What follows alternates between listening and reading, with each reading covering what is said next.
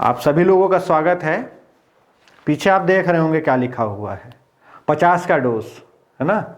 तो आज प्रकाश से बनने वाले सभी महत्वपूर्ण प्रश्नों की हम बात करने वाले हैं, जिसमें सवालें भी हैं और थ्योरेटिकल क्वेश्चंस भी मैंने रखे हुए हैं।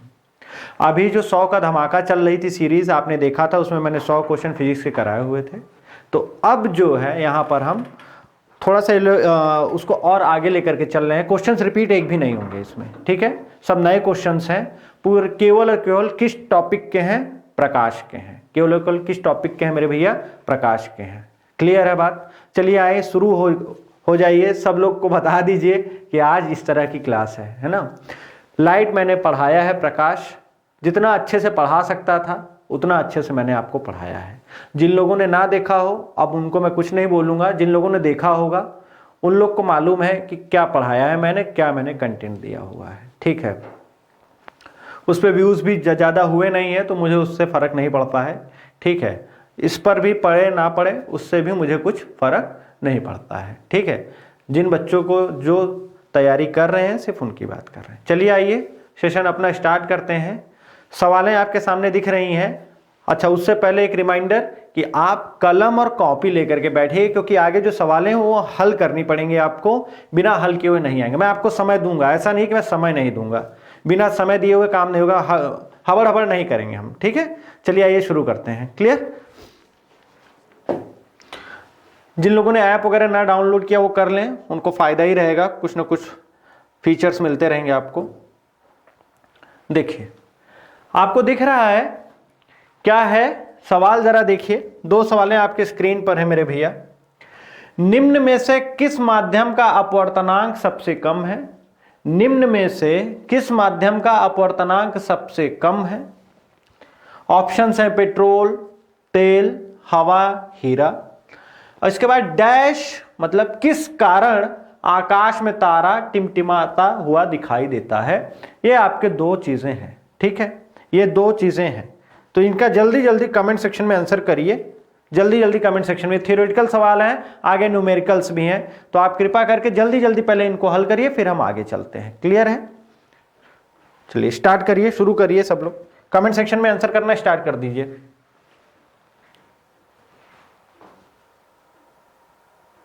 सवाल आप सभी लोगों को साफ साफ दिखाई दे रही होगी, मुझे नहीं लग रहा है किसी प्रकार की कोई दिक्कत होगी।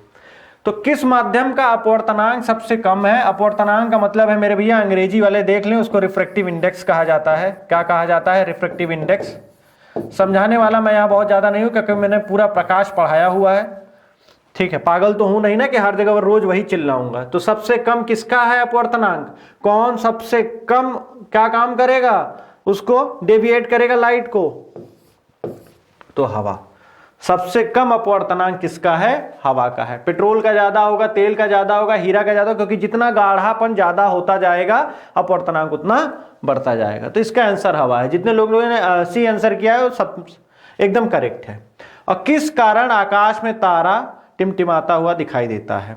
प्रकाश का विवर्तन, प्रकाश का परावर्तन, प्रकाश का प्रकीर्णन और प्रकाश का अपवर्तन, ठीक है। कई लोगों का कहना था कि सर आपने प्रकीर्णन नहीं पढ़ाया वगैरह वगैरह, ये टॉपिक नहीं पढ़ा है। सुना ही नहीं तुमने तो मैं क्या कर सकता हूं। स्कैटरिंग पूरी अच्छे से बताई है। टॉपिक का नाम न लेना मतलब इसके मतलब दिमाग में गोबर भरा है। फिर अगर आप उतना नहीं समझ पा रहे हैं तो बेकार है पढ़ाई करना, फिर, है ना। बोल रहा हूं स्कैटरिंग चिल्ला रहा था, तब मेरे फॉल्ट नहीं है वहां, है ना। वायुमंडल द्वारा प्रकाश का अपवर्तन, प्रकाश का प्रकीर्णन। तो जिन लोगों ने इसका आंसर किया है अपवर्तन, मैंने एग्जांपल बताया हुआ था क्लास में कि भैया अपवर्तन की वजह से तारे जो हैं आपके किस तरह से लग रहे होते हैं? टिमटिमाते हुए लग रहे होते हैं, ठीक है। अपवर्तन की वजह से ही तारे क्या हैं? टिमटिमा रहे हैं। Fine to all of you. Next दो सवाल आपके सामने स्क्रीन पर, बढ़िया सवाल है। कांच का क्रांतिक कोण 42 डिग्री है।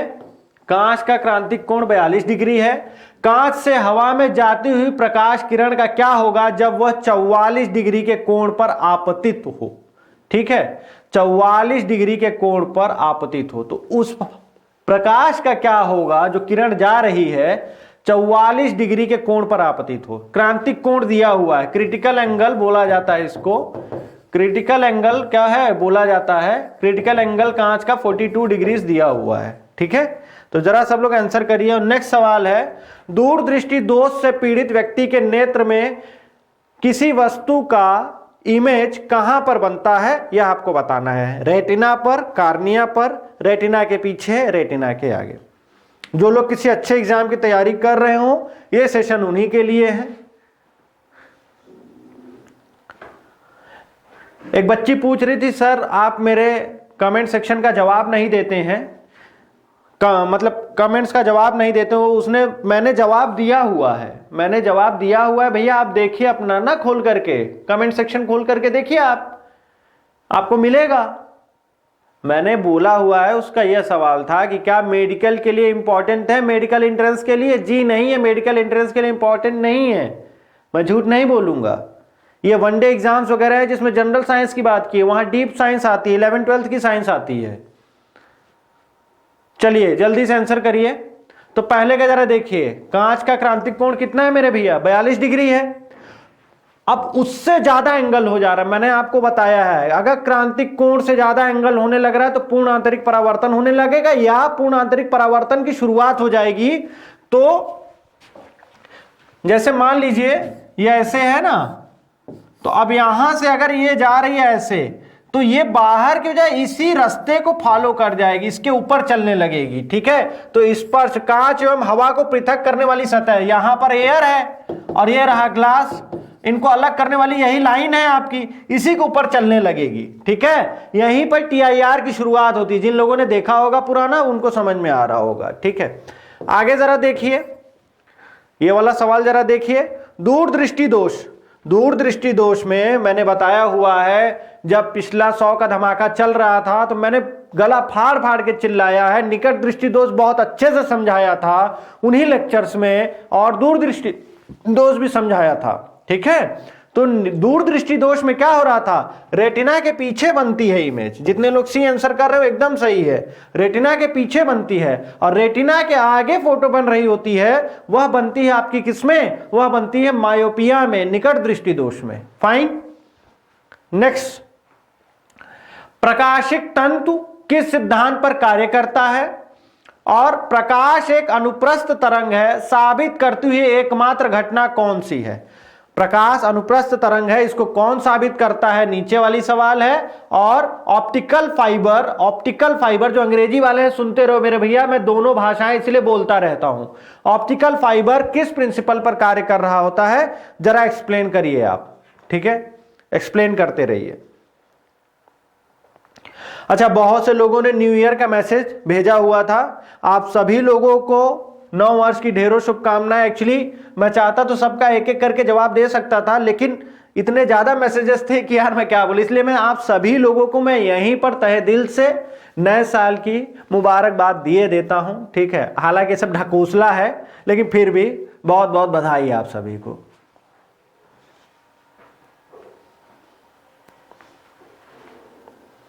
चलिए, तो ऑप्टिकल फाइबर आपको पता है पूर्ण आंतरिक परावर्तन पे काम करता है, TIR पे काम करता है। ऑप्टिकल फाइबर्स आपके किस पे काम करते हैं? TIR पे। पिछले कई क्लासेस में जो भी इस पे चली है, 100 का धमाका में भी मैंने एक्सप्लेन किया हुआ है। प्रकाश का जो अभी 2 चैप्टर मैंने पढ़ाया है, 2 क्लासेस ली हैं, इतनी बेहतरीन क्लासेस हैं, कोई जा करके देखेगा तब समझ में आएगा। तो वहां पर भी मैंने बताया हुआ है कि यह किस पे काम कर रहा है, पूर्ण आंतरिक परावर्तन पे। प्रकाश अनुप्रस्थ तरंग है, ट्रांसवर्स वेव है, इसको कौन बता रहा है? इसका ध्रुवण बताता है, पोलराइजेशन बताता है। ठीक है, मैंने बहुत अच्छे से पोलराइजेशन भी बताया है। ठीक है, और ट्रांसवर्स वेव के बारे में भी चर्चा की हुई है लेक्चर्स में। ठीक है, तो ट्रांसवर्स वेव वो है जिधर की तरफ वेव गति कर रही है, उसके लंबवत वह उसके कण क्या करते हैं, या जो भी उसके पास है, मान लीजिए जो भी उसके पास पार्टिकल्स हैं, वह चलती हुई वेव के परपेंडिकुलर वाइब्रेशन करते हैं। ध्रुवण पोलराइजेशन यह साबित करता है कि प्रकाश एक क्या है, प्रकाश एक ट्रांसवर्स वेव है, क्योंकि ध्रुवण सिर्फ और सिर्फ ट्रांसवर्स वेव का ही हो सकता है, अनुप्रस्थ तरंगों का ही हो सकता है, बाकी और किसी का नहीं हो सकता है। आगे खड़ा रहने के लिए माफी चाहता हूं, लेकिन समझाने के लिए मुझे कैमरे के सामने आना पड़ेगा। दो सवाल आपके सामने, गली की पीली लाइट में किसका प्रयोग किया जाता है, प्रकाश सबसे अधिक गति से किसमें यात्रा करता है। जल्दी आइए, जल्दी देखिए, दो सवाल आपके स्क्रीन पर खुला हुआ है कमेंट सेक्शन। कृपा करके सब सही सही प्यारा प्यारा अच्छा अच्छा कमेंट करिए। प्यारे प्यारे बच्चे हो ना, मैं भी प्यारा प्यारा हूं। प्यारे बच्चे, प्यारा टीचर, प्यार ही प्यार।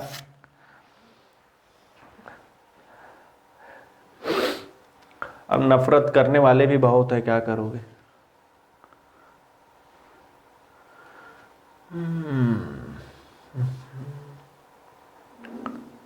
तो गली की पीली लाइट में किसका प्रयोग किया जाता है, आपको पता है पीला लाइट जो निकल रहा होता है वो सोडियम से निकल रहा होता है।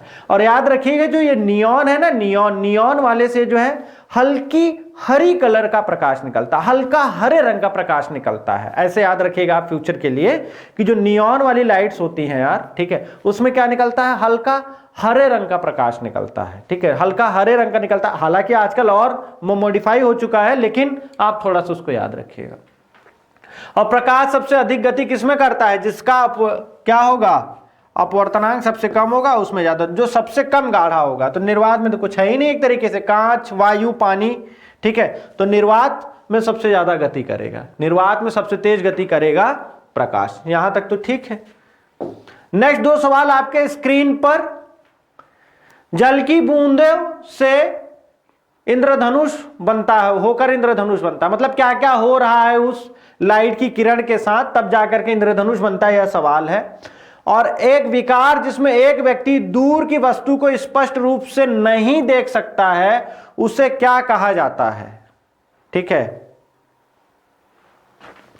यहां मैं चाहता तो आपको निकट दृष्टि दोष, दूर दृष्टि दोष लिख करके ऑप्शन दे सकता था, लेकिन मैंने जानबूझ के नहीं दिया है, मैंने जानबूझ के नहीं दिया है, क्योंकि आने वाले समय में यही लैंग्वेजेस चेंज हो रहे हैं। निकट दृष्टि दोष, दूर दृष्टि दोष अब लोग पहचानने लगे हैं, तो फंसाने के लिए अब इस तरह की चीजों पर उतर आया है आयोग।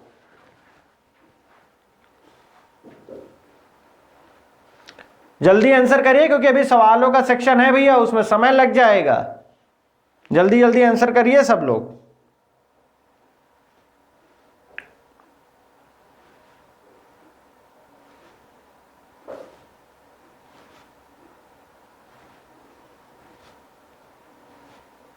चलिए, तो भैया इसका आंसर है लास्ट पार्ट, प्रतिबिंबन एवं अपवर्तन। अपवर्तन होता है, मैंने रेनबो पढ़ाया हुआ है।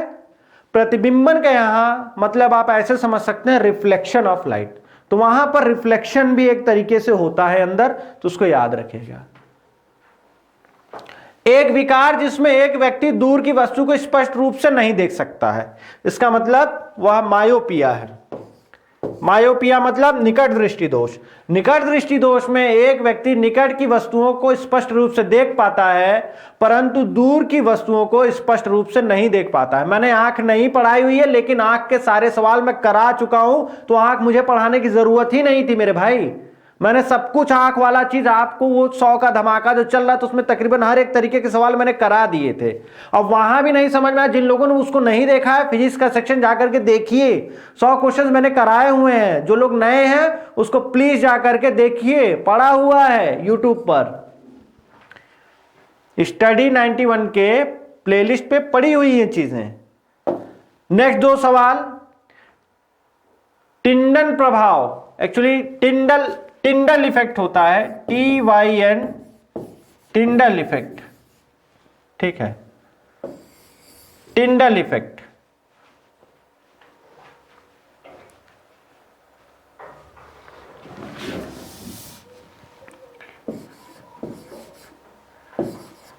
टिंडल इफेक्ट होता है, किससे संबंधित है, और यदि सरल अनुवीक्षण यंत्र का आवर्धन 5 हो तो इसमें लगे लेंस का फोकल दूरी क्या होगा।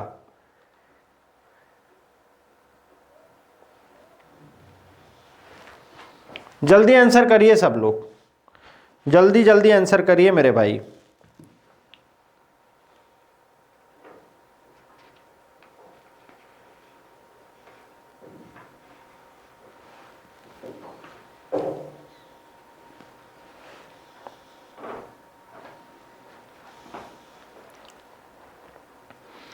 कलम किताब लिए हो ना, कलम कॉपी, ये हल करनी पड़ेगी सवाल। तो सबसे पहले टिंडल इफेक्ट आपको मैं समझा देता हूं।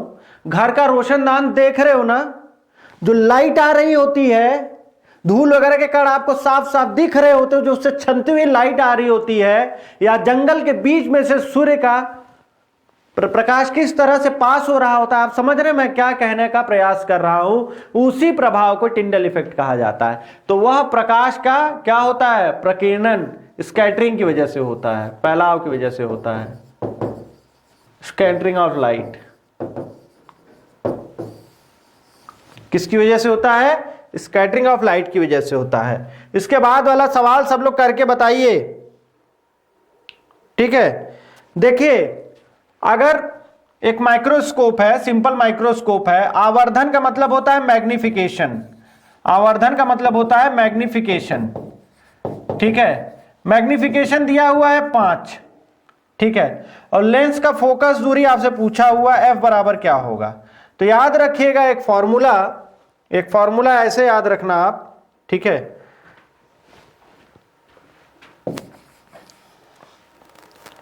m बराबर 1 प्लस 25/f, एक फॉर्मूला ऐसे याद रखना। मैग्निफिकेशन बराबर 1 धन 25/f, इसका इस्तेमाल करो। मैग्निफिकेशन बराबर 1 धन 25/f, इसका इस्तेमाल आपने करना है। इसका इस्तेमाल करोगे तो क्या हो जाएगा, देखो मैग्निफिकेशन 5 दिया हुआ है, मैं यहां पर हल करे दे रहा हूं आप लोगों के लिए। 5 बराबर 1 धन 25/f, ठीक है। तो ऐसे हो जाएगा f बराबर, पहले तो इधर माइनस हो गया 4, यहां बचा 4 और ये गया तो 25/4, तो 4 थंग 24, तकरीबन 6.25 आएगा।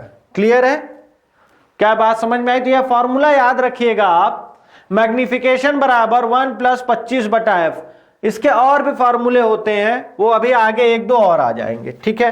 तो ये सवाल वगैरह भैया जो लोग एक प्रॉपर एग्जाम की तैयारी कर रहे हैं उन्हीं के लिए लेके आया हूं, बहुत टफ भी नहीं है, ये चीजें याद भी रह जाएंगी आपको। तो मैग्निफिकेशन के लिए आवर्धन के लिए m बराबर 1 प्लस 25/f, इसका एक फॉर्मूला ये है, याद रखिएगा। एक आध फॉर्मूले और हैं, उसको भी मैं अभी आगे डील कर लूंगा। 2 सवाल आपके सामने, दो माध्यमों के मध्य सीमा पर प्रकाश के मुड़ने की घटना किसके प्रभाव से होती है, ये तो गलत मत करना मेरे भैया। 14वां सवाल है, गोलीय दर्पण की अवधारणा क्या है। गोलीय दर्पण की अवधारणा क्या है, गोलीय दर्पण की अवधारणा क्या है, जरा बताइए। मतलब अवधारणा मतलब जो गोलीय दर्पण होता है, ठीक है, सर्कुलर मिरर जो होते हैं आपके, जैसे कॉनकेव हुआ, कॉन्वेक्स हुआ, वो करते क्या हैं, वह यहां यह पूछने का प्रयास कर रहा है। जल्दी आंसर करिए कमेंट सेक्शन में।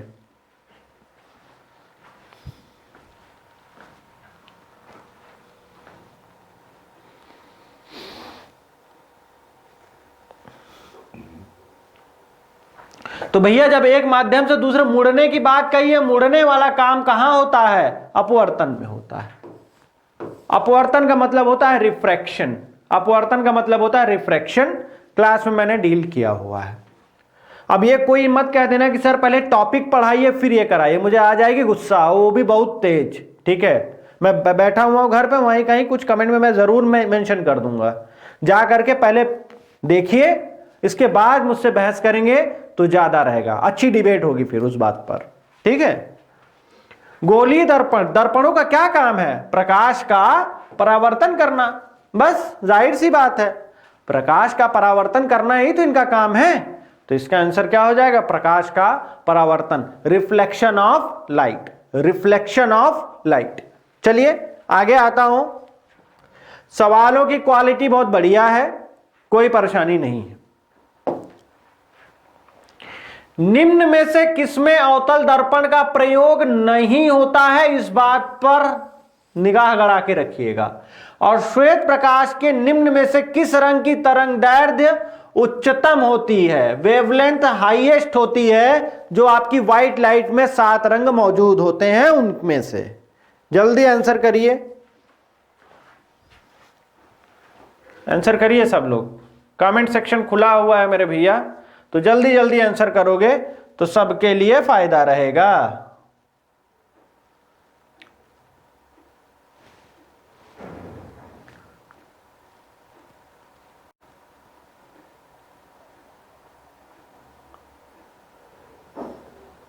चलिए, तो किसमें अवतल दर्पण का प्रयोग नहीं होता है? तो अवतल दर्पण का प्रयोग पश्चदर्शी दर्पण के रूप में नहीं होता है, क्योंकि वहां पर क्या इस्तेमाल होता है? वहां पर उत्तल दर्पण इस्तेमाल किया जाता है। उत्तल दर्पण, उत्तल दर्पण इस्तेमाल किया जाता है। क्या इस्तेमाल किया जाता है? उत्तल दर्पण। कॉन्वेक्स मिरर इस्तेमाल किया जाता है, क्योंकि गाड़ियों के हेडलाइट में, सर्च लाइट में, टॉर्चेस में, सोलर कुकर्स में, है ना, सौर भट्टी वगैरह, यही जो लिखा हुआ है, इन सब जगहों पर कॉनकेव मिरर, अवतल दर्पण का इस्तेमाल किया जाता है। जबकि पीछे देखने वाला जो मिरर रहता है, रियर व्यू मिरर, पीछे देखने के लिए, उसमें उत्तल दर्पण का प्रयोग किया जाता है। और श्वेत प्रकाश आपको पता है तरंग दैर्घ्य सबसे उच्चतम होती है, लाल की वेवलेंथ सबसे ज्यादा होती है। तरंग दैर्घ्य का मतलब होता है मेरे भैया वेवलेंथ, वेवलेंथ होता है, ठीक है। तरंग दैर्घ्य का मतलब वेवलेंथ होता है। वेवलेंथ अगर समझना हो तो ऐसे देख लो कि अगर यह एक तरंग है तो यहां से यहां तक जो कुल दूरी चली गई है, इसको एक पूरा साइकिल कंप्लीट करने में जो उसके द्वारा चली गई दूरी है, वही उसकी वेवलेंथ कहलाती है। क्लियर? दो सवालें आपके स्क्रीन पर फिर से हैं। वाहनों के हेडलाइट में प्रयुक्त दर्पण कौन सा होता है? बहुत इजी क्वेश्चन है। इसके बाद 18वां सवाल है, यदि अवतल दर्पण में फोकस और ध्रुव के बीच कोई वस्तु रखी गई है तो निर्मित प्रतिबिंब का आकार प्रकार क्या होगा?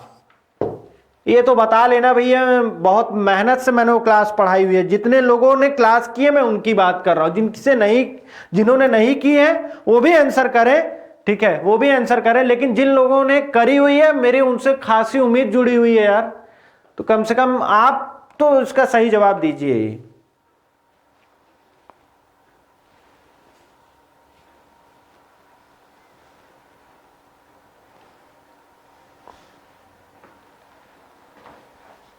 चलिए, तो वाहनों के हेडलाइट में आपको पता है अवतल दर्पण लगता है कॉनकेव मिरर। क्या लगता है? कॉनकेव मिरर, जो कि पूरी लाइट को एक दिशा में सामने की ओर फोकस करके फेंकता है, ठीक है। और मैंने आपको बताया हुआ था कि एक अवतल दर्पण है, यही एक लास्ट केस ऐसा है जिसमें क्या बनता है? जिसमें आभासी फोटो बनती है मेरे भाई। मैंने बताया था ना कि अगर फोकस और इसके ध्रुव के बीच में जो है पोल पी के बीच में अगर कोई भी वस्तु रख दी जाए, ठीक है, तो उसकी फोटो कहां बनने लगेगी? ऐसा लगे पीछे बनने लगती है कहीं इस तरह, और भी बड़ी बनने लगती है, आभासी बनती है। तो याद रखिएगा, आभासी बनती है। यही एकमात्र ऐसा केस है जिसमें अवतल दर्पण के केस में एक क्या बनती है? आभासी फोटो बनती है। यही एकमात्र ऐसा केस है। बाकी कोई भी केस हो आपका, सब के सब में वास्तविक इमेज बनती है, वास्तविक फोटो बन रही होती है, ठीक है। नेक्स्ट दो सवाल, सर्च लाइट का परावर्तन कौन सा है? सूर्योदय एवं सूर्यास्त के समय सूर्य के दीर्घ वृत्ताकार दिखने का क्या कारण है? दीर्घ वृत्त का मतलब होता है मेरे भैया elliptical shape. Elliptical shape, elliptical shape का मतलब है, इलिप्टिकल शेप का मतलब है ऐसे होता है। इलिप्स देखे होगे, ये ऐसे है ना, थोड़ा सा इस तरह से, या ऐसे कह लो, थोड़ा सा कम चपटा कर लो, ऐसे, ठीक है। इसकी इक्वेशन होती है एक जनरल इक्वेशन, मतलब एक इलिप्टिकल इक्वेशन है ये। हालांकि उस पर आपको नहीं जाना, ये बताना है आपको। जल्दी आंसर करिए।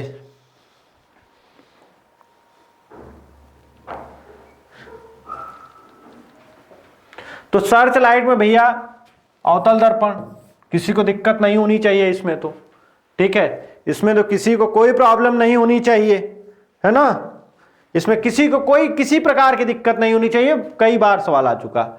और सूर्योदय वगैरह के समय जो भी है तो आंख बंद करके आंसर मार दिया करो, अपवर्तन, ठीक है। नहीं भी आ रहा तो अपवर्तन, पर अपवर्तन की वजह से ही क्या कर रहा होता है? सही से वह एक गोलाकार ना शेप दिखते हुए हल्का इलिप्टिकल दिखता है, दीर्घवृत्ताकार में दिखता है।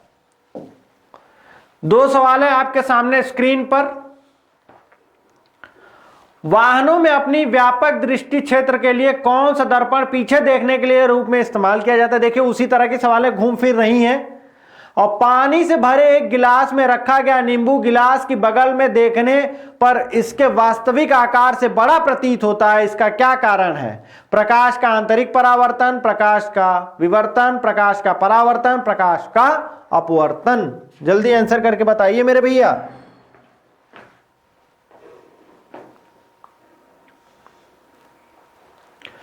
उस 100 के धमाके में मैंने बहुत कुछ कराया हुआ है, प्लीज जाकर के उसको देखिए। अगर ये सीरीज आप देख लिए हैं, आपके एग्जाम बहुत अच्छे जाने वाले हैं अगर उसको आपने पूरा सुना है तो।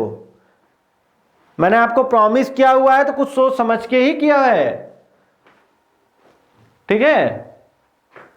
तो वाहनों में पीछे की ओर देखने के लिए मेरे भैया उत्तल लगाया जाता है, इसमें तो अब बहस मत करना, कॉन्वेक्स, कॉन्वेक्स मिरर, फाइन। और पानी से भरे एक गिलास में रखा गया नींबू, आपको पता है ग्लास में कुछ भी रखो पर्सनली जो है आपकी टेढ़ी दिखाई देती है, चम्मच और किस तरह से दिखाई दे रहा होता है, टेढ़ा मेढ़ा दिखाई दे रहा होता है। यहां प्रकाश का अपवर्तन के कारण जो नींबू है वह हल्का सा अपनी साइज से क्या दिखाई देगा? बड़ा प्रतीत होगा, बड़ा दिखाई देगा, ठीक है। अपनी साइज से किस तरह का दिखाई देगा? वह बड़ा दिखाई देगा, है ना। 22वां हो गया। चलिए बहुत सही सब आंसर कर रहे हो। एक समतल दर्पण द्वारा बनाई गई छवि हमेशा किस प्रकार की होती है? असली और सीधी, आभासी और सीधी, असली और उल्टी, आभासी और उल्टी। जल्दी बताइए। सीवी रमन के बारे में निम्न में से क्या गलत है? इसको ध्यान दीजिएगा, गलत है। जानबूझ के इस तरह के सेटअप्स बनाए गए हैं ताकि आप फंसिए।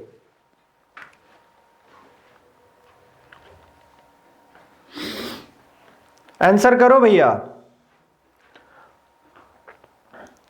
और मैं आज आपको कुछ चीजें बिना फार्मूले के एकदम बेसिक कॉन्सेप्चुअल चीज बताने वाला हूं आगे, ताकि आप सवाल किसी भी तरह की आए आप ऑप्शंस देखते हुए सारे आंसर कर पाओ। हल करने की आवश्यकता नहीं पड़ेगी। फिगर अगर बनाना सीखे हो मेरी लास्ट क्लास में जो मैंने प्रकाश का बताया हुआ है, काम हो जाएगा मेरे भाई, काम हो जाएगा आपका बहुत बढ़िया से, ठीक है। मेरे एक्सपीरियंस का फायदा लो, मजे में रहोगे।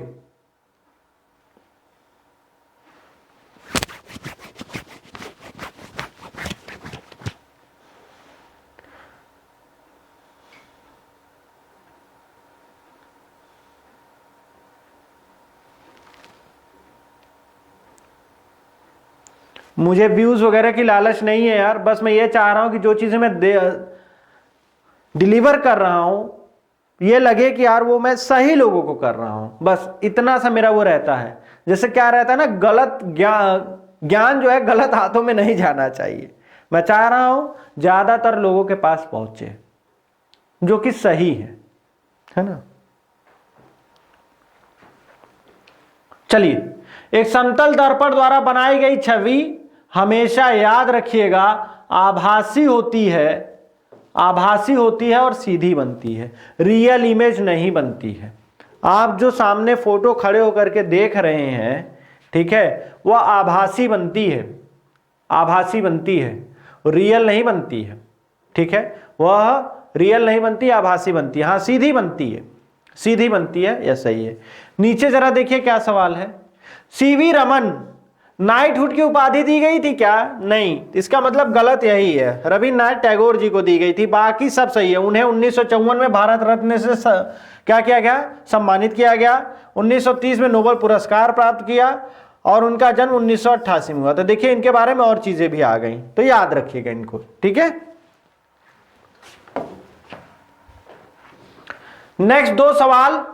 अब यहां से सवालों का सेक्शन स्टार्ट हो रहा है, तो कृपा करके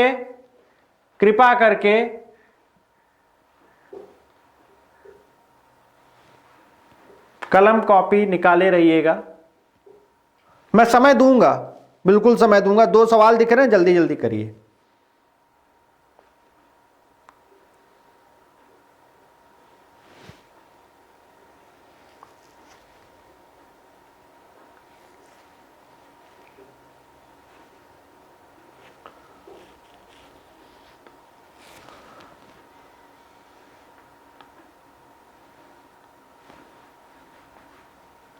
इनमें से किसमें ऑप्टिकल लेंस नहीं होता, किसमें लेंस नहीं पाया जाता है? इसमें टेलीस्कोप में, स्टेथोस्कोप में, माइक्रोस्कोप में, पेरिस्कोप में। इसको तो बहुत आराम से यार आंसर कर सकते हो, ठीक है। स्टेथोस्कोप क्या होता है? धड़कन वगैरह नापने वाले वो चीजें हैं, बहुत से लोग जानते भी होंगे। नहीं जान रहे हो तो फिर बहुत अच्छे आदमी हैं आप, धड़कनों के बारे में ना ही जाने तो ज्यादा बेटर है। आगे आते हैं। किसी लेंस की क्षमता 4D है, यह कैसा लेंस है?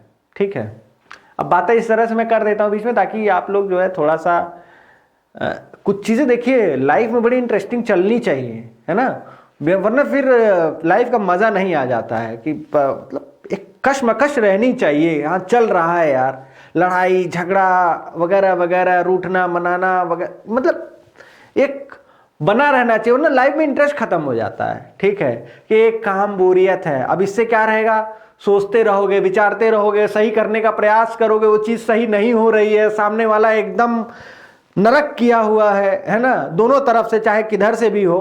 तो इस तरह की चीजें कभी कभी इस मतलब इस एज में थोड़ा बहुत होनी चाहिए, लेकिन हाँ इतनी भी ज्यादा ना हो जाए कि आप अपने फोकस से हट जाए, है ना। अगर आप अपने लक्ष्य से हट रहे हैं तो फिर ये दिक्कत है। जैसे एक साइड में लोग रखते हैं ना कि हाँ चलो मेरे पास एक काम ये भी है, पूरा हुआ तो ठीक, नहीं हुआ तो भोलेनाथ का भजन करेंगे और क्या, ठीक है। फिर भोलेनाथ ही कुछ कर पाएंगे जो करना होगा। तो किसी लेंस की क्षमता 4D है, या कैसा लेंस है जरा देखिए। पावर क्या होता है? पावर 100/f, ये सेंटीमीटर में, लेकिन पावर बराबर 1/f, तो यह f फोकल मीटर में रखेंगे, ठीक है। ये दोनों फार्मूलों में से कोई भी इस्तेमाल कर लो। सेंटीमीटर वाला इस्तेमाल करके देखते हैं, ये सेंटीमीटर में करना है तो ये इस्तेमाल करो। तो पावर कितना दिया हुआ है? 4D दिया हुआ, तो यहां से फोकस क्या हो जाएगा? 100/4, 100/4, 100/4 मतलब 25 सेंटीमीटर आया। तो 25 सेंटीमीटर किसमें दिया हुआ है? 25 सेंटीमीटर लास्ट में दिया हुआ है, और यह प्लस दिया हुआ है, देखिए यहां प्लस के साथ है यह 4D। तो इसका मतलब यह क्या है? आपका किस तरह का लेंस है? कॉनकेव लेंस है, कॉनकेव लेंस है ना, अवतल लेंस है। समझ गए बात? क्लियर है बात? मीटर में निकालना होगा तो 1/f करना, सेंटीमीटर में निकालना है तो 100/f करना, मीटर में करना है तो 1/f करना। ये जनरल लेंस पावर का फॉर्मूला है। लेंस पावर का फॉर्मूला 100/f या 1/f होता है। अगर 1/f लिख रहे हो तो मीटर में लिखोगे, और 100/f लिख रहे हो तो किस में लिखोगे? सेंटीमीटर में लिखोगे। बस इतना ही जानना था। तो अगर मीटर वाला निकालना है तो इसमें से कोई ऑप्शन नहीं मैच करेगा, सेंटीमीटर वाले से लास्ट वाला आंसर मैच कर जाएगा। तो जिनके आंसर अब यहां से सही होंगे, टेक्निकल माइंड उनका अच्छा है, लेकिन जो बच्चे आर्ट्स बैकग्राउंड वगैरह से हैं उनको भी घबराने की जरूरत नहीं है यार। आप मेरे साथ बने रहो, मैं सारी चीज आपको यहां पे सिखा दूंगा, ठीक है। बस धैर्य बना करके रखे रहो, भोलेनाथ का भजन मत करने लग जाना अभी थोड़ी देर के लिए, मेरी क्लास के बाद कर लेना। वैसे भगवान तो कण कण में है, मैं बोल रहा हूं, हो सकता है मेरे मुख से ही कुछ भाषा इस तरह निकल रही हो, है ना, भगवान के ही सब बनाए हुए हैं हम लोग। चलिए आगे आते हैं। लेंस का आवर्धन क्षमता का सूत्र है magnification of a lens, magnification of a lens, magnification of a lens, है ना, ये पूछ रहा है। और एक वस्तु को दो समतल दर्पणों के सामने रखा गया है जिनके बीच 18 डिग्री का कोण है, तो वस्तु के कितने प्रतिबिंब होंगे? भैया मैंने बहुत अच्छे से कराया हुआ है, जा करके लाइट चैप्टर देखिए, पूरा का पूरा मैंने सवाल कराया हुआ है, ठीक है। सब लोग जल्दी आंसर करिए मेरे भैया।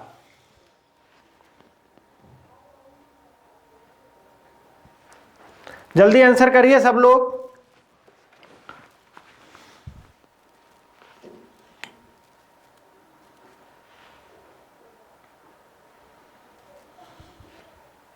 जल्दी आंसर करिए सब लोग।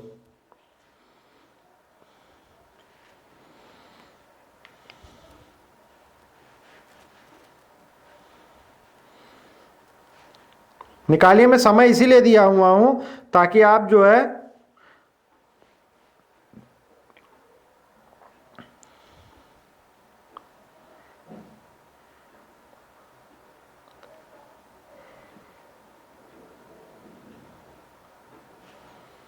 जल्दी आइए।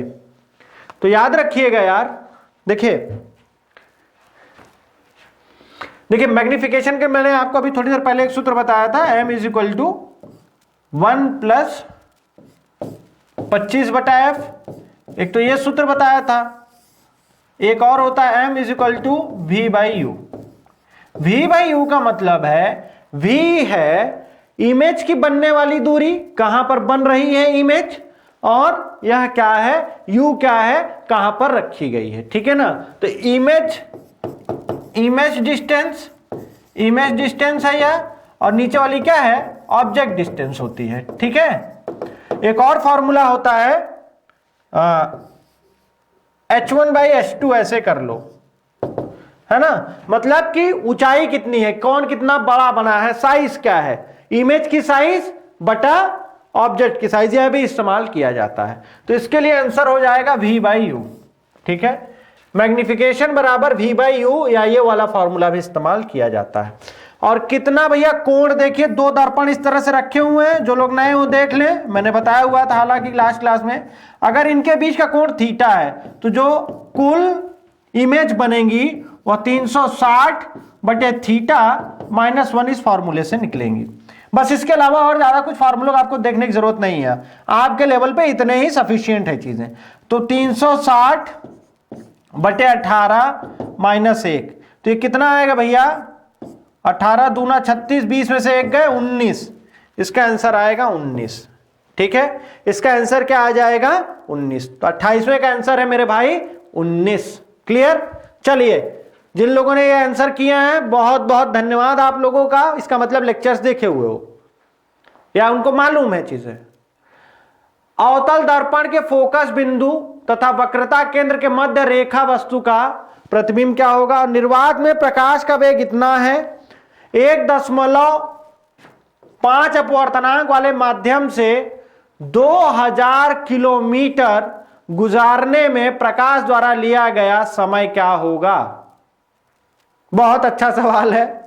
ठीक है, थोड़ा पढ़िए समझिए, कोई बात नहीं, जो लोग आर्ट्स वगैरह के स्टूडेंट है कोई दिक्कत नहीं यार, कोई इशू नहीं है, थोड़ा सा समझने का प्रयास करोगे तो समझ में आएगा। अब मैं यहां पर आपको देखिए किस तरह से कुछ ट्रिक्स बता रहा हूं। जो ये पहला सवाल है, चलिए अच्छा पहले आप आंसर करिए, इसके बाद मैं आपको 30 सेकंड दे रहा हूं पहले वाले सवाल के लिए, जो 29वां सवाल है, फिर मैं इसका आंसर करता हूं।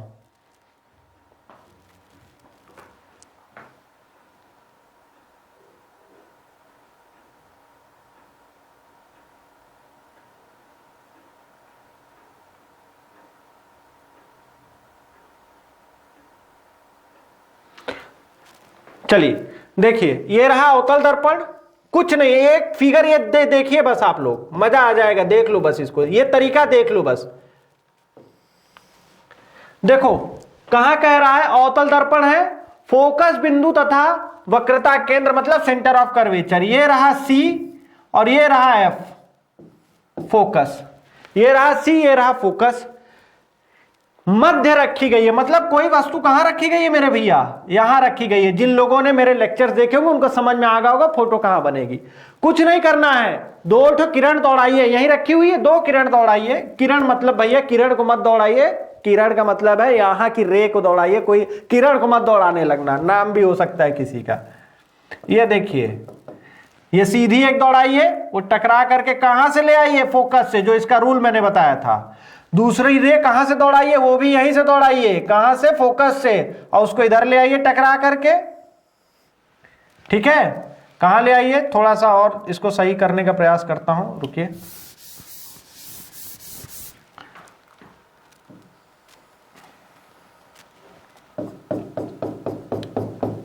बस तरीका देखिए आप,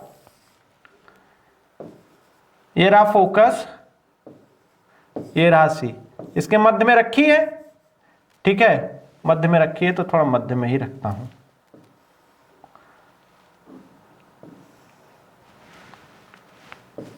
ये रहा C, यहां रखा, एक किरण ऐसे सीधे और एक फोकस से दौड़ाइए, ये आई ऐसे, इसको निकालिए ऐसे,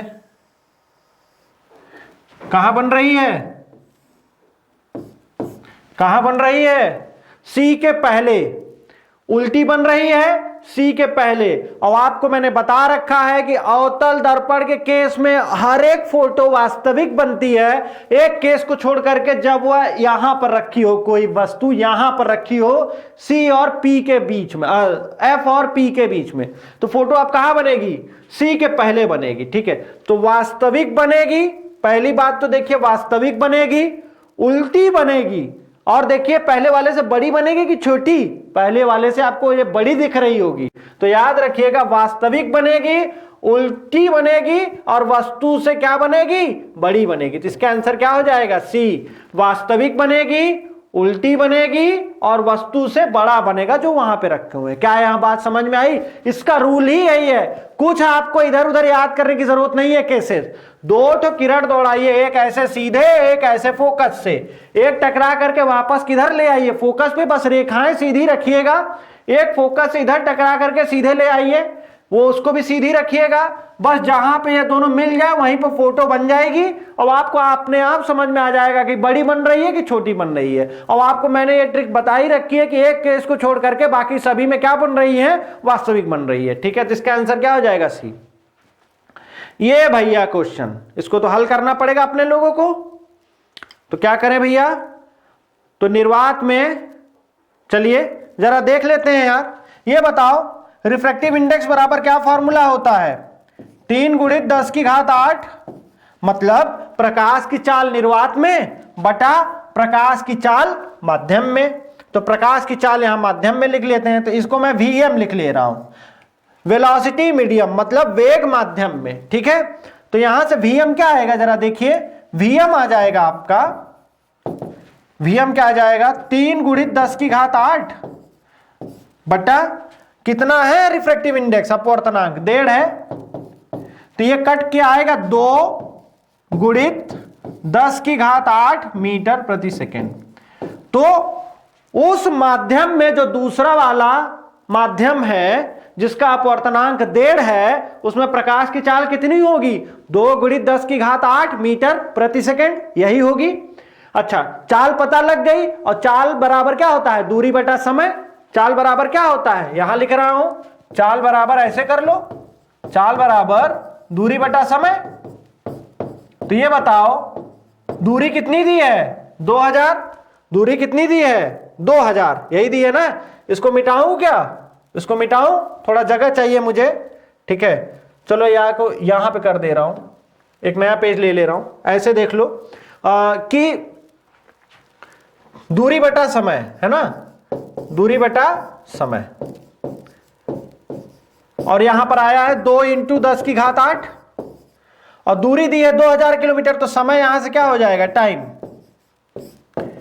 2000 बटे 2 × 10⁸, ये आया 1000, ये आएगा 10⁵5 -5 सेकेंड, 10⁻⁻5 सेकेंड। चलिए जरा ऑप्शन पर आ जाते हैं, जरा देखते हैं क्या क्या है।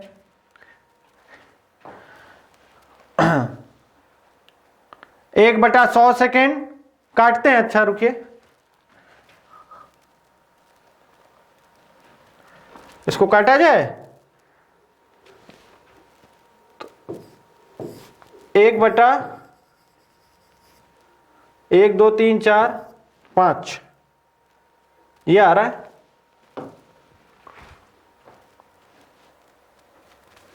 अच्छा सॉरी, यहां पर देखिए थोड़ा सा मुझसे चेंज हो गया है। देखिए निर्वात में जो प्रकाश का चाल है यार, वो देखिए किलोमीटर प्रति सेकंड दिया है, वो भी 10⁵5 दिया है। ठीक है, 10⁵5 दिया हुआ है। कोई बात नहीं है, मैं इसको फिर से सॉल्व करा रहा हूं, कोई दिक्कत नहीं है। ठीक है, यहां पर निर्वात में प्रकाश की चाल, देखिए आपसे पूछा क्या है, मैं आपको वापस यहां पर नए पेज पे करके बता रहा हूं। देखिए निर्वात में जो चाल दी है, कोई बात नहीं है, वो चीजें मैंने देखी नहीं। निर्वात में जो प्रकाश की चाल दी है वो 3 × 10⁵5 किलोमीटर प्रति सेकेंड दी है। 10⁵5 किलोमीटर प्रति सेकेंड दी है। हालांकि बात वही हो जाएगी मीटर में ही, कोई वैसी इशू नहीं है, सही किया था मैंने। 10⁻, यहाँ किलोमीटर प्रति सेकेंड दिया है। म्यू कितना दिया है जरा बताएंगे? 1.5 दिया है। और जो दूसरे माध्यम में 2000 किलोमीटर चलना है यार, 2000 किलोमीटर अगर चलना है, ठीक है, 2000 किलोमीटर चलना है, तब आइए जरा देखते हैं। ये बताइए, तो पहले तो ये निकालिए म्यू बराबर क्या होगा, 3 × 10⁵ क्योंकि किलोमीटर में दिया है, बस इस वजह से अंतर आ रहा था, बाकी और कुछ नहीं दिक्कत है, बटा कितना हो जाएगा Vm, माध्यम में प्रकाश की चाल जो पीछे बता रहा था मैं, तो माध्यम में प्रकाश की चाल कितनी आ जाएगी, 3 × 10⁵, ठीक है, बच्चा 1.5, तो 2 × 10⁵ किलोमीटर प्रति सेकेंड, ये उस माध्यम में आई।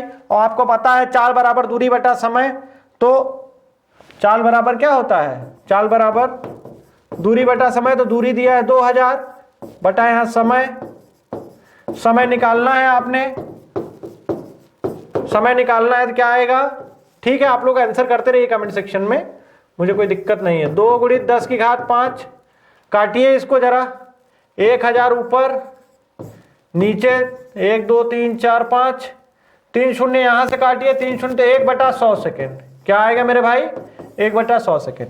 उम्मीद कर रहा हूं आप लोगों को चीजें समझ में आई होंगी। डी होगा इसका आंसर, क्या होगा, डी आंसर होगा। कोई दिक्कत नहीं है, केवल किलोमीटर में था इस वजह से दिक्कत आ रही थी, बाकी और कुछ कोई दिक्कत नहीं थी, समझ में आ गई थी सारी चीजें, मुझे जहां तक उम्मीद है सब समझ में आ गया होगा। नेक्स्ट सवाल 31-32, कोई चीज छूट गई क्या, नहीं। 31-32, निर्वात में प्रकाश का वेग c है, तो कांच में प्रकाश का वेग कितना होगा, जल्दी आंसर करिए। एक वस्तु एक अवतल दर्पण के सम्मुख फोकस तथा वक्रता केंद्र के बीच में रखी गई है, इसका प्रतिबिंब दर्पण द्वारा कहां बनेगा। देखिए फिर से उसी तरह का सवाल आया है, वही रिपीट हो गया है सवाल।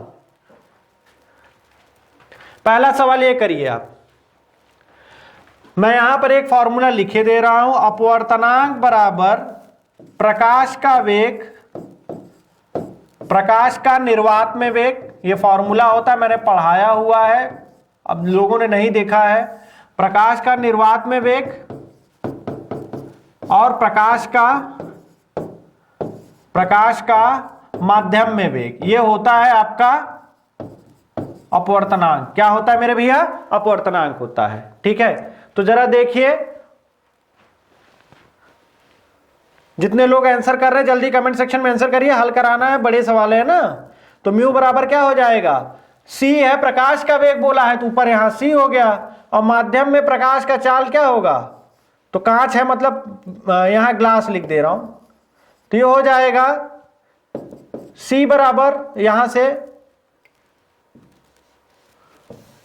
छोटा लिख देता हूं थोड़ा सा, म्यू बराबर c बटा v ग्लास, तो यहां से v ग्लास क्या हो जाएगा, मतलब उसमें प्रकाश, कांच में प्रकाश की चाल c बटा म्यू, और c बटा म्यू कितना दिया हुआ है, म्यू दिया हुआ है 1.5, तो c बटा 1.5, c बटा 1.5 को आप 3/2 भी लिख सकते हो, 2/3 लिखोगे यहां पे तो 3 ऊपर चला जाएगा, 3/2 लिखोगे 3 नीचे रह जाएगा, तो ये आएगा आंसर, है ना।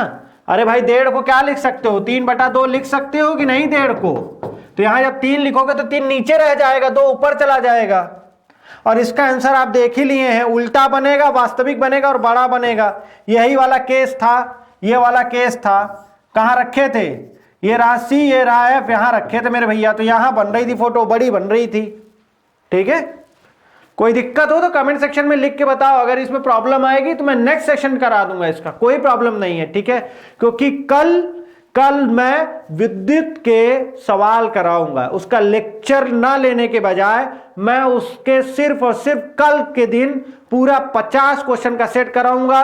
25 क्वेश्चन तकरीबन उसमें थियरी रहेंगे या 30 क्वेश्चन थियरी के रहेंगे, और 20 खड़े खड़े सवालें रहेंगी, जिसमें कौन कौन सी सवालें रहेंगी जरा देखिए। आवेश की सवालें रहेंगी, ओम्स लॉ के ऊपर सवाल रहेगी, कूलम्स लॉ के ऊपर सवाल रहेगी, एनर्जी के ऊपर सवाल रहेगी, ऊर्जा के ऊपर सवाल रहेगी, पावर के ऊपर, शक्ति के ऊपर सवाल रहेगी, और जो आपके आर जोड़े जाते हैं सीरीज और पैरेलल में उनके ऊपर सवालें रहेंगी, समझ गए। तो इन 5-6 टॉपिक्स के ऊपर सिर्फ और सिर्फ सवालें रहेंगी कल के लिए, तो कल का सेशन मत छोड़िएगा। और आज का सेशन में कैसा लग रहा है वो बताइए।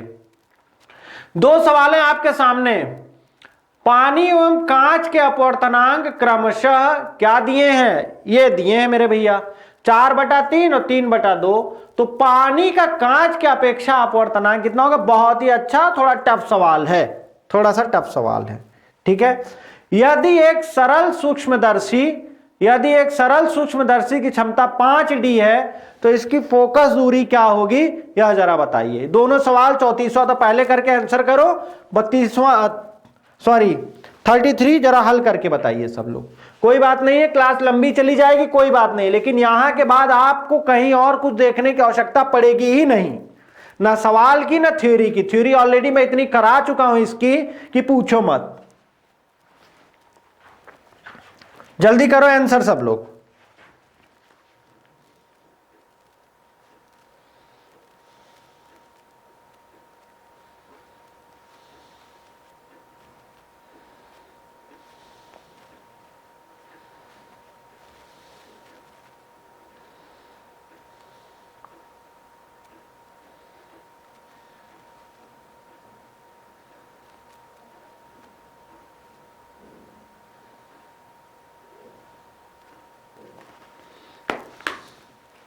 चलिए, पानी एवं कांच के अपवर्तनांक जरा देखते रहिए मेरे भैया। पानी एवं कांच के अपवर्तनांक क्या क्या दिए हुए हैं उसको थोड़ा सा हम लोग समझने का प्रयास करते हैं, ठीक है।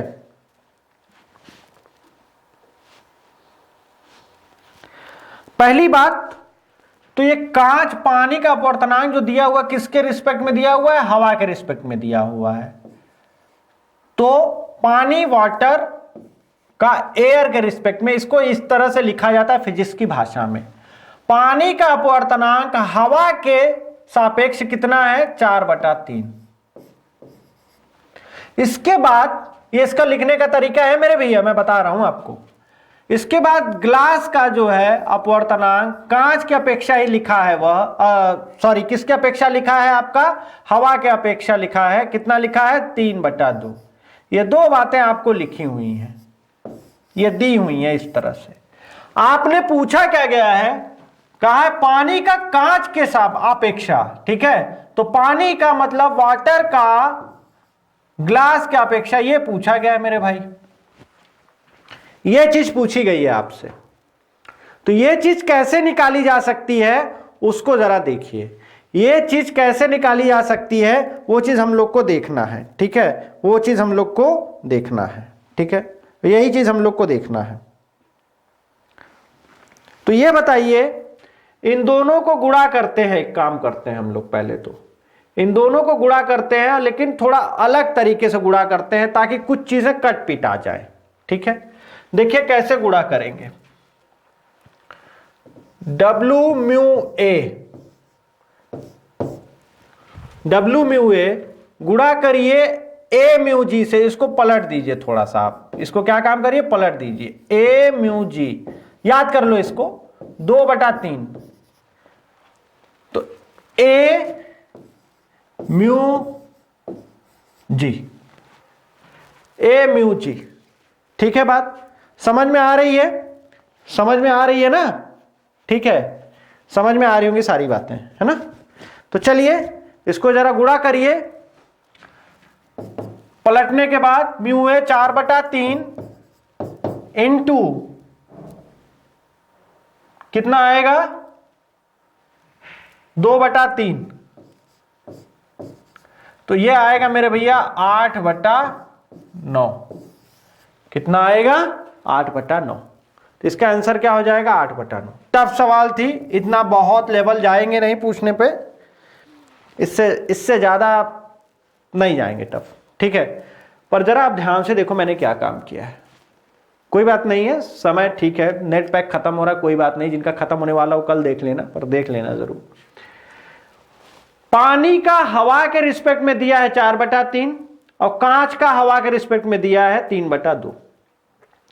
अब जब निकालना है पानी का कांच के रिस्पेक्ट में, तो पानी का कांच के रिस्पेक्ट में तब निकलेगा जब पानी का हवा के रिस्पेक्ट में और हवा का कांच के रिस्पेक्ट में दिया हो, तभी ये निकलेगा, क्योंकि ए इस तरह से कटना चाहिए, ठीक है, फिजिक्स में आप पढ़ेंगे इंटर में, ए इस तरह से कटना चाहिए, तभी जाकर के म्यू और जी तिक्खा तिक्खा बचेगा, ये तिकोना, ठीक है। तो 4/3 और इसको पलटना पड़ेगा, इसको आपको ए म्यू जी लिखना है तो इसको 2/3 करके ए म्यू जी लिखिए, तो ये चीज आ जाएगी, ठीक है। ये तो भैया कर ही लिए होगे, 5D है तो 100 सेंटीमीटर में, तो 100/5 करिए, कितना आएगा 20 सेंटीमीटर, कितना आएगा मेरे भैया 20 सेंटीमीटर, कितना आएगा 20 सेंटीमीटर। नो डाउट सवाल है कुछ टफ है, जानबूझ के रखा हूं ताकि बुद्धि खुले, वो किसी भी लेवल पे पहुंच जाए, आप ऐसी स्थिति में रहें कि सारा सवाल सही करके आ जाए, है ना, कोई बहुत बड़ी चीज नहीं है, इससे ऊपर नहीं जाएगा वो। नेक्स्ट 2 सवाल,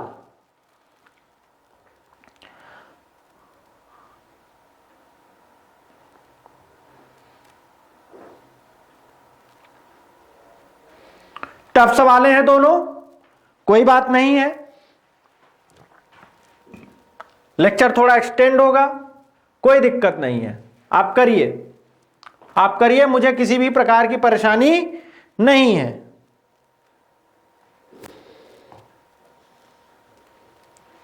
देखिए, जब एक वस्तु को 30 सेंटीमीटर फोकल दूरी के उत्तल दर्पण से कुछ दूरी पर रखते हैं तो वस्तु के 1/4 माप के बराबर प्रतिबिंब बनता है, तो दर्पण से वस्तु की दूरी क्या होगी ये आपको बताना है।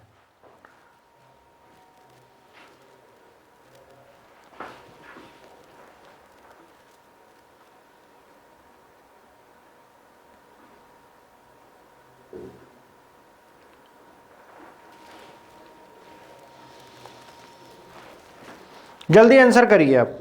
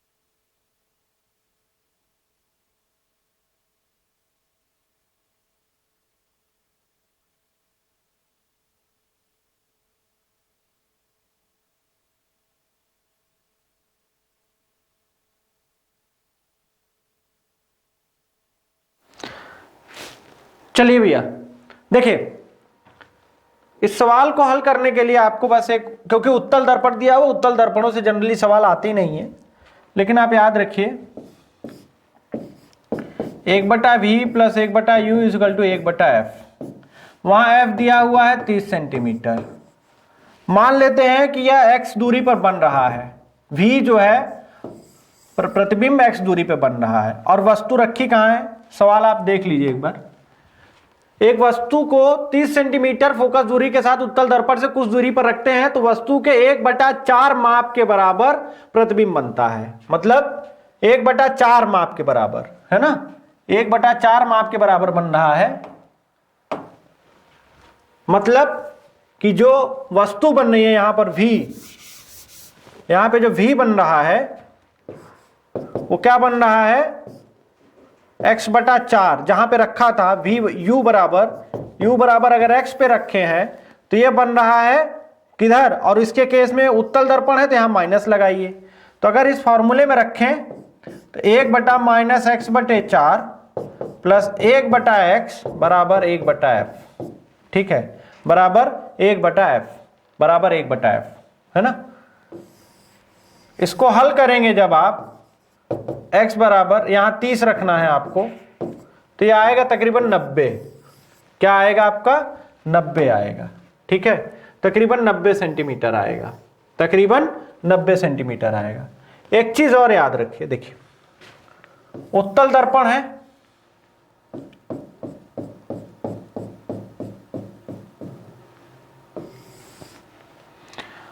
फोकस दूरी कितनी है इसकी 30 सेंटीमीटर।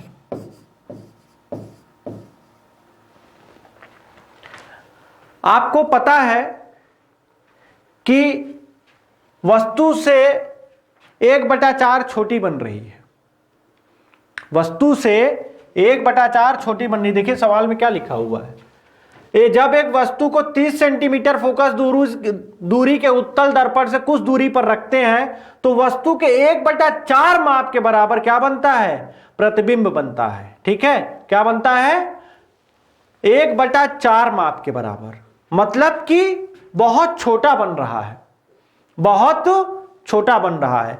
और बहुत छोटा जब बन रहा है इसका मतलब कि यहां से तकरीबन कितनी दूरी पे बनेगा, इसका बहुत छोटा प्रतिबिंब बन रहा है ऐसे, और इस साइड बनेगा उल्टी तरफ। ठीक है, चलिए मान लीजिए इस सवाल के लिए मैं यही कहूंगा कि आप इसको इस फॉर्मूले से हल करिए, जिसको मिरर फॉर्मूला कह लीजिए आप। ठीक है, इसको मिरर फॉर्मूला कह लीजिए। उत्तल दर्पणों के सवाल वैसे आते नहीं हैं, आएंगे तो अवतल दर्पण के सवाल आएंगे। ठीक है, आएंगे अवतल दर्पण के लिए सवाल आएंगे। और भैया ने शायद इसमें कुछ, इस सवाल में कुछ मैंने दिया कुछ और था, भैया ने कुछ और टाइप कर दिया है। कोई बात नहीं, भैया को भी धन्यवाद है, लेकिन 90 सेंटीमीटर आएगा इस फॉर्मूले के थ्रू। ठीक है, चलिए, यदि एक समतल दर्पण को 2 डिग्री के कोण पर घुमा दिया जाए, परावर्तित किरणें कितने डिग्री घूम जाएंगी, और यदि किसी लेंस की क्षमता -2 है तो उसकी फोकस दूरी कितनी होगी।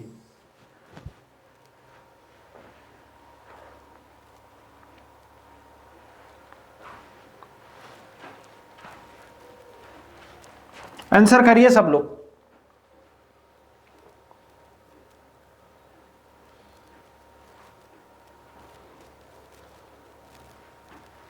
देखिए अगर ये ऐसे है, पहला सवाल जरा देखिए, थोड़ा तेज अब बता दे रहा हूं। आपको पता है कि ये कोण इस कोण के बराबर होता है। अब इसको 2 डिग्री से अगर चेंज कर दोगे तो ये भी कितने डिग्री से चेंज हो जाएगा, 2 डिग्री से चेंज हो जाएगा। ठीक है, हमेशा याद रखिए परावर्तित किरणें, लॉज ऑफ रिफ्लेक्शन क्या होता है, angle i is equal to angle r. हमेशा अगर आप उसको 2 डिग्री से घुमाएंगे इस कोण को तो यह अभी कितने डिग्री से घूम जाएगा, उतने ही डिग्री से घूम जाएगा। और लेंस की क्षमता है तो -1/2 करिए, 0.5 मीटर आएगा, क्योंकि मीटर में है इस वजह से यहां पर 1 किया है। चल रहा हूं आगे, जल्दी आइए। देखिए इस तरह की सवालें आएंगी, यहीं पे मैं ट्रिक बताने वाला था। उत्तल दर्पण में यार थोड़ी सी प्रॉब्लम्स आ जाती है, उत्तल दर्पण के सवाल देखिए जनरली आएंगे नहीं आपको। ठीक है, मेरे ऊपर आप थोड़ा सा भरोसा रखिए, उत्तल दर्पण के जनरली आपको सवाल देखने को नहीं मिलेंगे। ठीक है, बहुत किस्मत खराब रही तो उतर गया, वरना उत्तल दर्पण के सवाल वो देंगे नहीं जनरली, क्योंकि वहां फॉर्मूला ही लगने लगेगा और समझने में भी दिक्कत आती है उसको। ठीक है,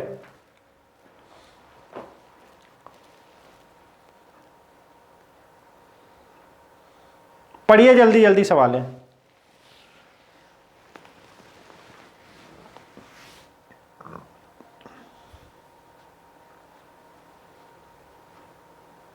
जल्दी आंसर करिए सब लोग, जल्दी आंसर करिए। लंबी क्लास है, कोई बात नहीं है, सवालें हैं ना यार, मैंने बोला था, प्रॉमिस किया था तो करा रहा हूं।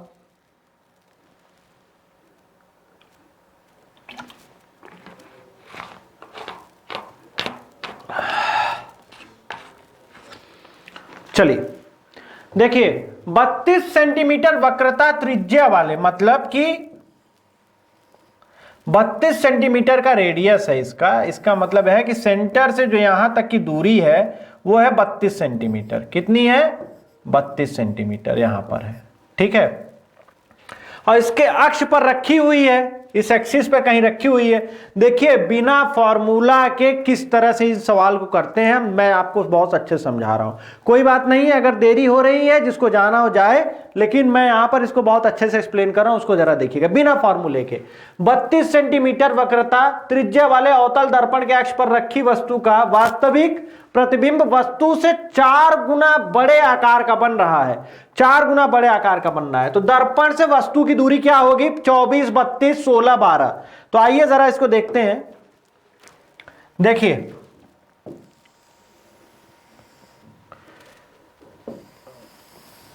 32 सेंटीमीटर वक्रता त्रिज्या बोल रहा था वो, तो इसका मतलब C यहां पर, फोकस यहां पर, इसका मतलब यहां से C से लेकर के ये पॉइंट P मान लीजिए आप, तो CP कितना दिया हुआ है? 32 सेंटीमीटर दिया हुआ है।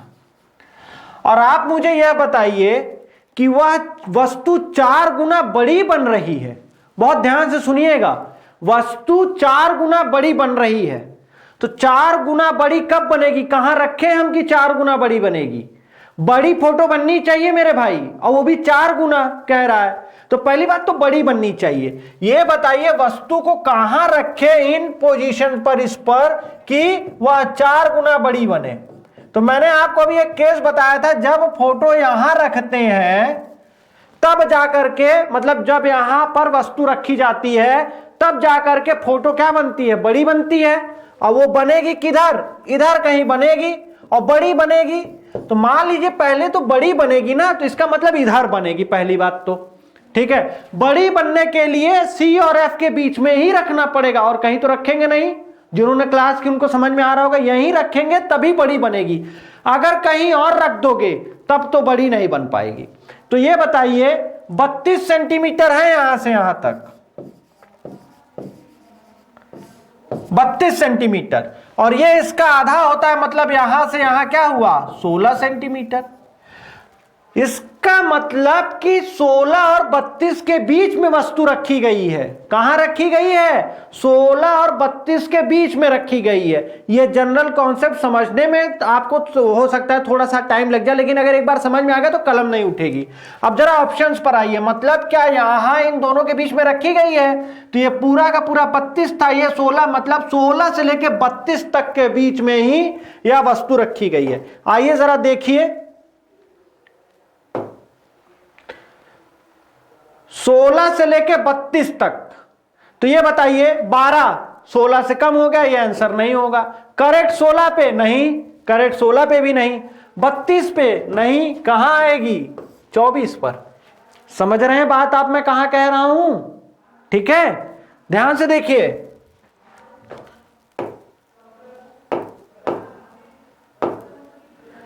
ठीक है, ये बताइए 12 दिया है, 32 दिया है, 24 दिया है और 16 दिया है। 16 पे रख दोगे, यहां रख दोगे, फोकस पे रख दोगे तो अनंत पे बनने लगेगी, अनंत पे बनने लगेगी ना, अगर यहीं पे रख दोगे। लेकिन 4 गुना बढ़ रही है, वो बहुत बड़ी बनेगी, यहां सिर्फ 4 गुना बड़ी बन रही है। इसका मतलब कि दिख रही है 4 गुना है। और अगर C पे रख दोगे, यहां रखोगे, तो आपको पता है अगर C पे रखोगे तो C पर ही बनती है, 32 पर रखोगे तो 32 पर ही बनने लगेगी, और वही साइज की बनती है, यह भी जानते हो आप, वही साइज की बनती है। लेकिन हमको 4 गुना बड़ी बनाना है, तो जाहिर सी बात है इन दोनों के बीच में रखना पड़ेगा। 12 मतलब इससे पहले यहां कहीं हो जाएगा, तो वो भी सही नहीं है। ठीक है, इसका मतलब आप ऑप्शन से देख करके इन चीजों को आंसर कर सकते हैं। क्या यह बात समझ में आई है? मैं क्या कहने का पूरा प्रयास कर रहा हूं। इसको स्मार्ट स्टडी कहते हैं मेरे भैया। फॉर्मूला दिक्कत हो जाएगी, ऊपर नीचे बड़ा छोटा माइनस प्लस दिक्कत में आ जाओगे, इस वजह से ये चीज बता रहा हूं। नेक्स्ट सवाल देखिए, एक उत्तल लेंस में वस्तु और इसके वास्तविक प्रतिबिंब के बीच न्यूनतम दूरी होती है। एक उत्तल लेंस में वस्तु और इसके वास्तविक प्रतिबिंब के बीच न्यूनतम दूरी होती है। तो देखिए जरा, ये रहा उत्तल लेंस, ये रहा उत्तल लेंस,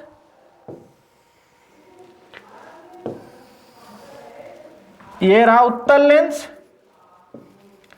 ये रहा F, ये रहा C कह लो, और C को आप 2F भी तो कह सकते हो यार, दुगनी दूरी तो होती है, इसका दुगना कर दो। अब इसका वास्तविक प्रतिबिंब मेरे भैया, ये इस तरफ का फोकस, ये इस तरफ का C। अब यहां से लाइट चलेगी, यहां से मुड़ेगी, ठीक है, एक तो ये है ना, और एक कहां से मुड़े जाएगी, इसके यहां से जाएगी, तो ये बनेगी यहां। तो यहां पर वास्तविक बोल रहा है ना, तो यहां से होगी तो यहां से। ये बताइए, तो ये रहा 2f, ये कितना हुआ 2f, और इधर वापस कितनी बन रही है 2f। तो वास्तविक प्रतिबिंब, वास्तविक प्रतिबिंब, इसका एक्चुअल प्रतिबिंब वही साइज का, यहां सी पे बनाने के लिए इसको कहां रखना पड़ेगा, सी पे रखना पड़ेगा, और सी से इसको 2f की फोकल दूरी कह सकते हो, इसका भी 2f कह सकते हो। तो कुल कितना हो गया, यहां से यहां तक 4f हो गया ना, यहां से यहां तक की कुल दूरी कितनी हो गई 4f। तो 4f के बराबर। सवाल टफ है, सवाल थोड़े से टफ है, कोई बात नहीं है।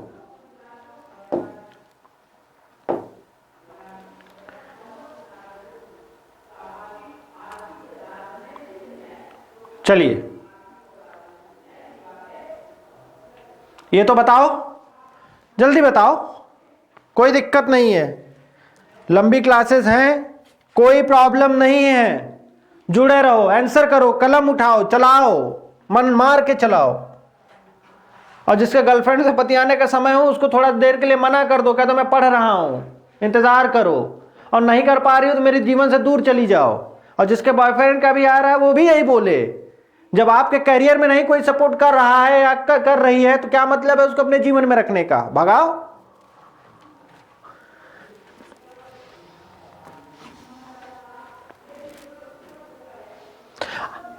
इसका एक अच्छा सोल्यूशन है, भगाने से अच्छा है दोनों बैठ के देखो, ठीक है।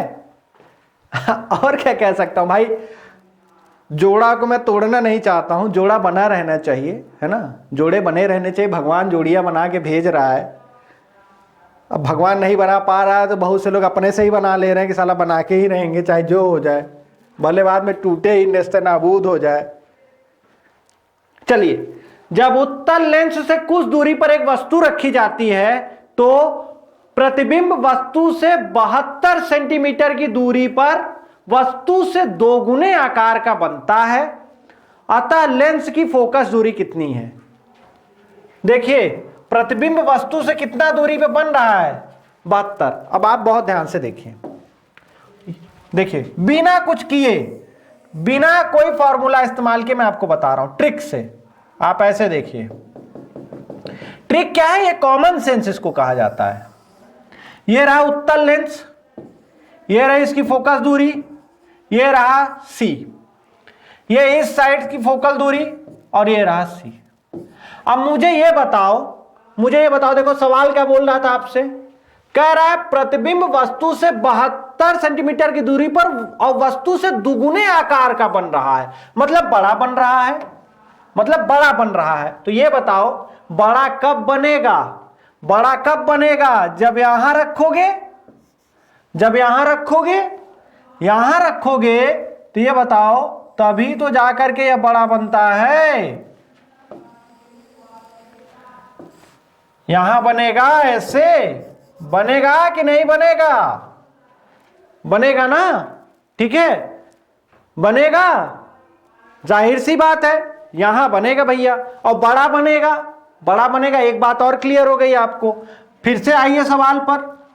देखिए जब उत्तल लेंस से कुछ दूरी पर एक वस्तु रखी जाती है तो प्रतिबिंब वस्तु से 72 सेंटीमीटर की दूरी पर, 72 सेंटीमीटर की दूरी पर, 72 सेंटीमीटर की दूरी पर, मतलब यहां से यहां तक की दूरी कितनी है 72 सेंटीमीटर,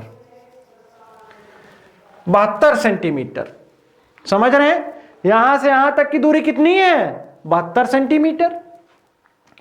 तो जाहिर सी बात है, आपसे क्या पूछा हुआ है, फोकल दूरी, अच्छा अंदाजा लगाओ कितनी हो जाएगी यार, अंदाजा लगाओ थोड़ा सा, 72 से काफी कम आएगी कि नहीं आएगी, फोकस दूरी 72 से काफी कम आएगी कि नहीं आएगी। ऑप्शन पे आइए, देखिए अब ऑप्शन को देखते हुए मुझे बताओ फोकस दूरी कितनी हो जाएगी। 18 हो सकती है क्या? आओ 18 चेक कर ले भैया, दिमाग वाले देखें, दिमाग वाले देखें। मान लीजिए फोकस दूरी 18 है, 18 ये हो गई तो 18 ये भी हो गई। 36 हुई कि नहीं हुई? 36 हुई, ठीक है। 36 ये और 36 इधर की, 36 ये 36 इधर की, ठीक है। 36 ये 36 उधर की, 72। मुझे तो नहीं लगता इसका 18 भी आंसर होगा। और आइए देखिए जरा, देख करके बताइए सब लोग।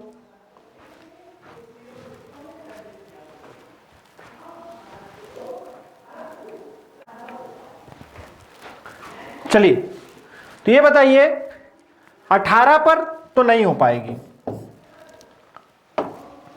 और ये 72 यहां से यहां है यार, पूरी 72 है ये, यहां से यहां 72 नहीं है, ये पूरी की पूरी 72 है यहां से यहां तक, ठीक है। तो 18 18 तो नहीं हो जाएगा, क्योंकि 36 36 72 हो जाएगा। इसके बाद देखिए 15 15 15 15 15, ये 30 30 का आंकड़ा लेकर के जा रही है, हमें 72 पहुंचना है, ये भी नहीं लग रहा है। इसके बाद जरा ऑप्शन देखिए, 13 13 13 13 13 26 26 26, ये भी सही से आंकड़ा नहीं देगा आपका जोड़ने घटाने पर, ठीक है। अब इसका अब एक एक्चुअल मेथड आप सुन लीजिए। वस्तु से दोगुनी बन रही है तो m बराबर v बटा u, वस्तु से दोगुनी आकार की बन रही है, m बराबर v बटा u। तो ये दे रहा है आपका 2 बराबर v बटा u, फॉर्मूले से देख लीजिए। इसका मतलब उसका आंसर 16 हो चुका है। और वस्तु और उसके बीच की दूरी कितनी है? 72 है। और लेंस के केस में फॉर्मूला आप लगाइए 1/v minus 1/u is equal to 1/f। इसमें आंसर रख के निकालेंगे तो जो आपकी फोकल दूरी आएगी वो 16 सेंटीमीटर ही आएगी। लेकिन अगर नहीं समझ में आ रहा तो अंदाजा कैसे लगाएंगे? अंदाजा कैसे लगाएंगे? इन्हीं सब चीजों से तो अंदाजा लगाएंगे मेरे भाई, ठीक है। जिनको यार ये चीज थोड़ी सी कॉम्प्लेक्स लग रही है, एक्चुअली है, ठीक है, एक्चुअली है, पर इतना लेवल वो लोग जाते नहीं है जनरली, है ना। पर मैं एक कॉन्सेप्चुअल क्लैरिटी आपको कराए दे रहा हूं ताकि आप जो है इस चीज को निपटा लें यहीं पर, है ना। चलिए नेक्स्ट सवाल पर आता हूं मैं।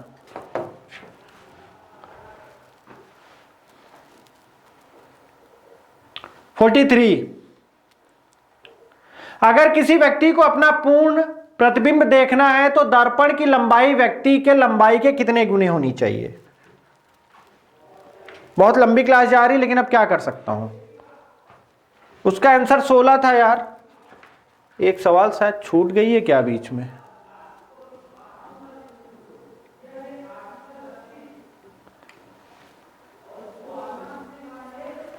एक सवाल 36 नंबर छूट गई है, कोई बात नहीं है, अब वो नेक्स्ट क्लास में ही होगी। 36 नंबर सवाल एक छूट गई है मुझसे गलती से। तो अगर किसी व्यक्ति को अपना पूर्ण प्रतिबिंब देखना हो तो दर्पण की लंबाई क्या होनी चाहिए? आधी होनी चाहिए, ठीक है।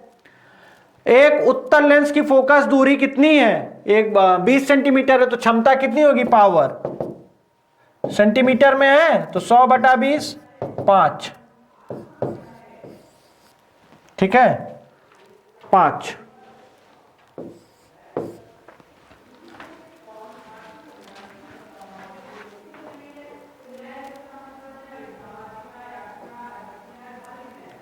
एक वस्तु दो समतल दर्पणों के सामने रखा गया है जिनके बीच 18 डिग्री का कोण है, कितने प्रतिबिंब बनेंगे?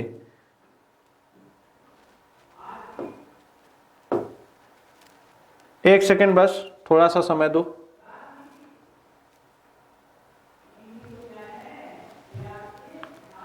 बयालीसवां एक सवाल यार, इसको भी देख लेते, छूट गया था। ये 16 सेंटीमीटर इसका आंसर हो गया था। और इस वाले का सवाल जरा देख लो। सॉरी, क्लास एक्चुअली लंबी जा रही है तो थोड़ा सा मिसगाइड हो जा रही हैं चीजें। दो समतल दर्पणों के बीच में कितने अंश का कोण बना रहे हैं? तो 9 प्रतिबिंब, 9 बराबर 360/थीटा -1, एक इधर आएगा 10, तो 360/थीटा, थीटा बराबर 36 आएगा, 36 डिग्री। यहां से थीटा निकालोगे तो 36 डिग्री आएगा, ठीक है। एक वस्तु दो समतल दर्पणों के सामने रखा गया जिनके बीच का 18 डिग्री का कोण है। ये सवाल रिपीट हो गई, जिसका आंसर 19 है। एक सरल सूक्ष्मदर्शी की शक्ति 50 डायोप्टर है, तो इसके द्वारा बने प्रतिबिंब का आवर्धन कितना होगा? क्या होगा? शक्ति कितनी दी है? 50D दी हुई है। m बराबर क्या होता है मेरे भैया? m बराबर 1 + 25/f, और यहां से देखिए p बराबर 1/f है ना, p बराबर 1/f, तो यहां से f क्या हो जाएगा? 1/p, 1/p, तो यहां से p निकालिए 1/5, 50, 1/50, तो f बराबर 1/50, तो m बराबर कितना आएगा? m बराबर 1/50D है।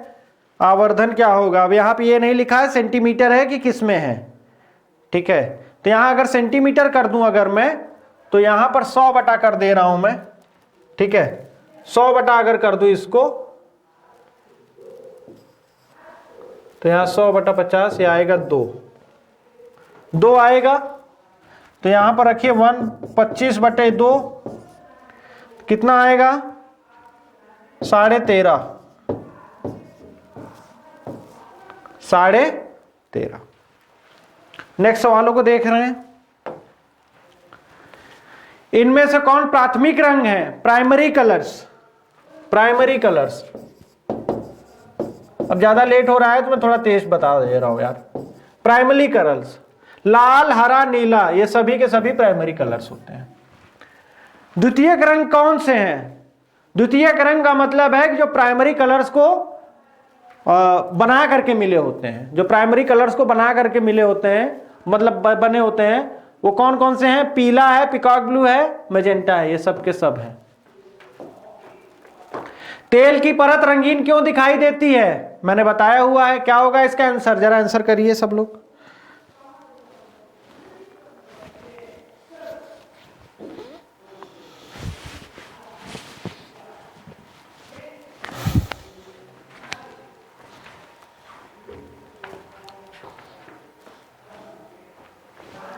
व्यतिकरण के कारण।